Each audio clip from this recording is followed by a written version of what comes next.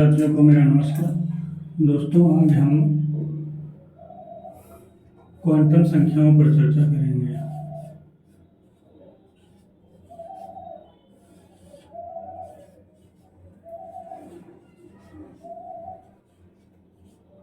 Quantum संख्याएं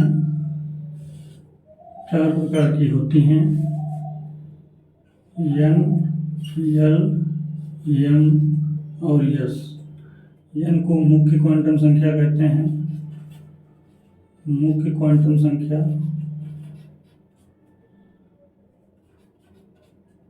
l को दिगंशी quantum संख्या, दिगंशी क्वांटम संख्या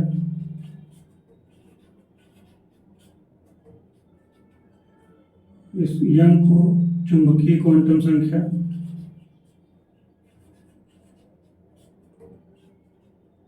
और s को चक्रण क्वांटम संख्या या स्पिन क्वांटम संख्या।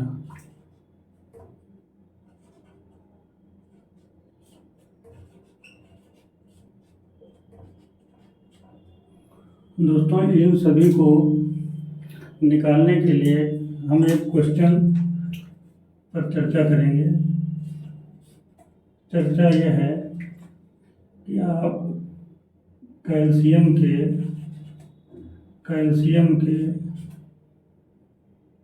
20वें इलेक्ट्रॉन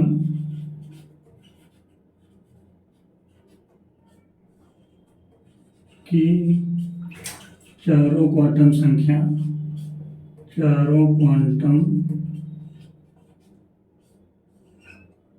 संख्याएं ज्ञात करो।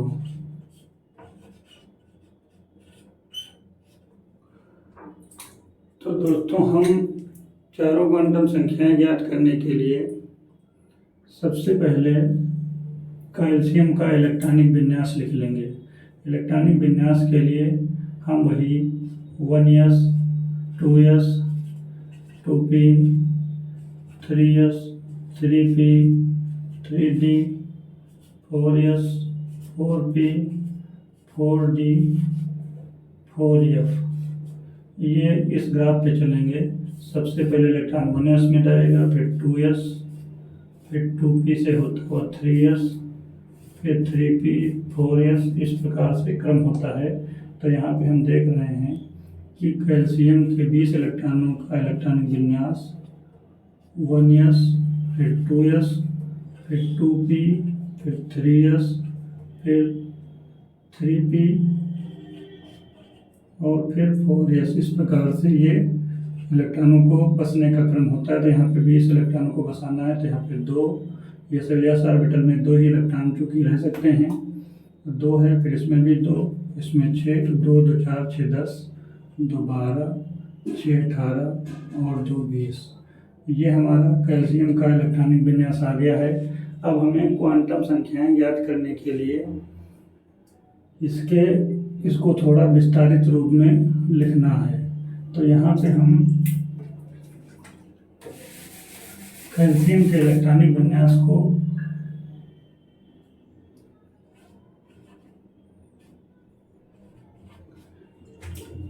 ऑर्बिटल के रूप में बनाएंगे। तो ये हो जाएगा 1s, 2, फिर ये हो जाएगा 2s, 2, फिर ये हो जाएगा 2p6,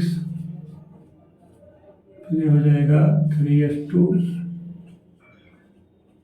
फिर ये हो जाएगा 3p6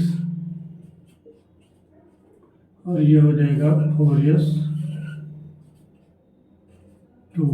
अब यहाँ पे हम 20वें इलेक्ट्रॉन की बात करते हैं। तो पहला इलेक्ट्रॉन हो जाएगा ये, दूसरा, तीसरा, चौथा, पांचवा, छठा, सातवां, 8वां, 9वां, 10वां, 11वां, 12वां, 13वां, 14वां, 15वां, 16वां, 17वां, 18वां, 19वां और 20वां हम इस इलेक्ट्रॉन पर चर्चा करने जा रहे हैं। इस इलेक्ट्रॉन की चारों क्वांटम संख्याएं हमको ज्ञात करनी है।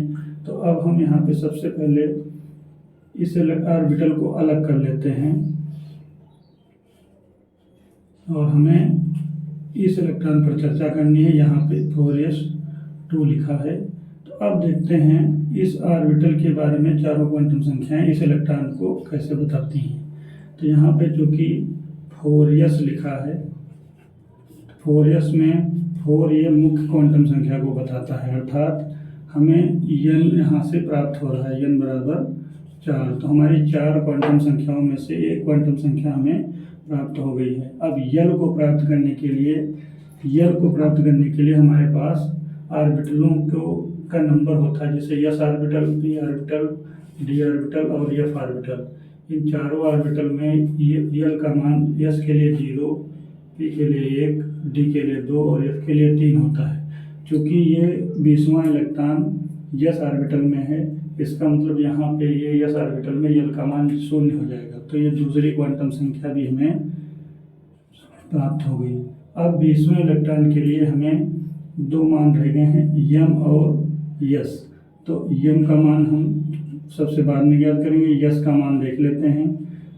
s का मान केवल +1/2 या -1/2 होता है। जो ऊपर की तरफ चक्कर दिखा रहा है इलेक्ट्रॉन वो प्लस होता है, और जो नीचे की तरफ दिखाता है इलेक्ट्रॉन वो -1/2 होता है। तो यहाँ पे जो कि 20वां इलेक्ट्रॉन नीचे की तरफ प्रदर्शित हो रहा है, तो s का मतलब s का मान 1/2 हो जा रहा है।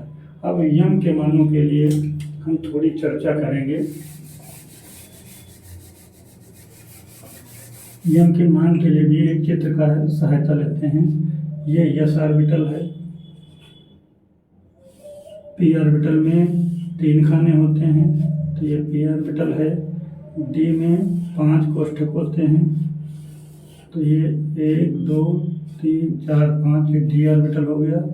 और f में 7 कोष्ठक होते हैं, तो ये f ऑर्बिटल हो गया।